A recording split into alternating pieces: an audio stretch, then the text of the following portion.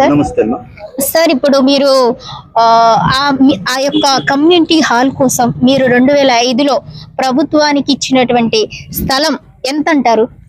233 గజాలు community hall కి donate చేసామమ్మా. దానికి 12 అడుగుల దారి కూడా కేటాయించాం. ఓకే సార్, ఇప్పుడు అప్పట్లో మీరు మీ నాన్నగారు వాళ్ళు కావాలని మీరు ఇచ్చారు. సో దానిని కొంతమంది ఇల్లీగల్ గా తీసుకొని వాళ్ళు రిజిస్ట్రేషన్ కొంత భూమిని ఆక్యుపై చేశారు అని విన్నాము. అది వాస్తవం అంటారా? వాస్తవమేనమ్మా. అదే ప్లేస్ లో మా అమ్మగారు ఫైర్ యాక్సిడెంట్ లో చనిపోయారు. ఆ తర్వాత అక్కడ ప్లేస్ లో మేము ఎవరు నివాసం ఉండకుండా ఉండటం వలన దానికి రెవెన్యూలో మాకు రికార్డు సరిగ్గా లేకపోవటం, దాన్ని ఆసరాగా చేసుకొని ప్యారలల్ గా మా దాయాదులు ప్యారలల్ గా రికార్డు క్రియేట్ చేసి రెవెన్యూలో రికార్డు క్రియేట్ చేసి మాకు సంబంధం లేకుండా మా స్థలాన్ని వేరు వ్యక్తులకు అమ్మటం జరిగింది. సరే, దాన్ని కూడా మేము కొంతవరకు ఉపేక్షించాము. అయినా కూడా దానికి ఒక పరిదంటు లేకుండా మేము స్వతహాగా ఒక వికలాంగుల ఫ్యామిలీకి ఒక 5 గుంటలు అమ్మటం జరిగింది. అది కాకుండా గవర్నమెంట్ ఎస్సీ కమ్యూనిటీ హాల్ కోసం ప్లేస్ కావాలి అంటే ఆ ప్లేస్ కూడా మేము డొనేట్ చేయడం జరిగింది.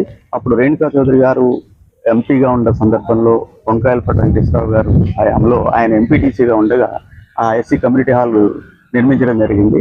దాని ప్లేస్ను కూడా వాళ్ళ అక్రమంగా రిజిస్ట్రేషన్ చేసుకొని దాన్ని కూడా కాజేయాలనే ప్రయత్నం జరుగుతున్న తరుణంలో ఆ అక్రమ రిజిస్ట్రేషన్లు ఏవైతే ఉన్నాయో వాటి మీద నేను కేసు ఫైల్ చేయాల్సి వచ్చింది. ఆ కేసు 2014 నుంచి నడుస్తుంది. ఇప్పుడు కోర్టులో ట్రయల్లో ఉంది.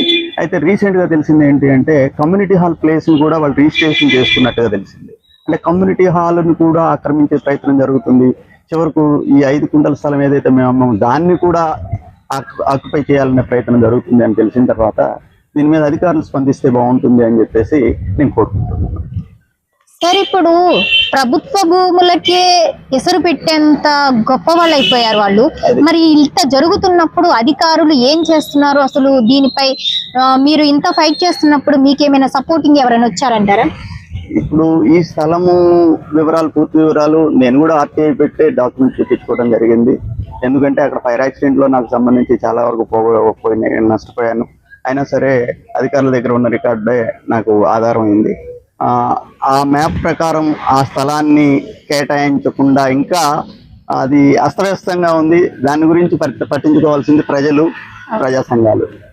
సార్, ఇప్పుడు ఏ విధంగా అంటే ఇప్పుడు ఎంత జరుగుతున్నా కూడాను అధికారులు స్పందించి ప్రభుత్వానికి ఇచ్చినటువంటి భూములకే రక్షణ లేకపోతే నార్మల్ ప్రజల పరిస్థితి ఏ విధంగా ఉంటుందో మనం ఊహించలేము. సో దీన్ని వెంటనే ప్రజా అధికారులు గుర్తించి వెంటనే ఈ యొక్క ఎస్సీ కమ్యూనిటీ హాల్ కి రక్షణగా వాళ్ళు ఏ విధంగా అయితే దానం చేశారో ఈ యొక్క ప్రభుత్వానికి ఇచ్చారో అది ఆ భూమిని మరలా ఎస్సీ కమ్యూనిటీ హాల్ ని కూడాను మింగేసేటువంటి తిమింగలాలు ఉన్నాయని వాటి మీద చర్యలు తీసుకోవాల్సిన పరిస్థితి ఎంతైనా ఉంది. మీ సునీత.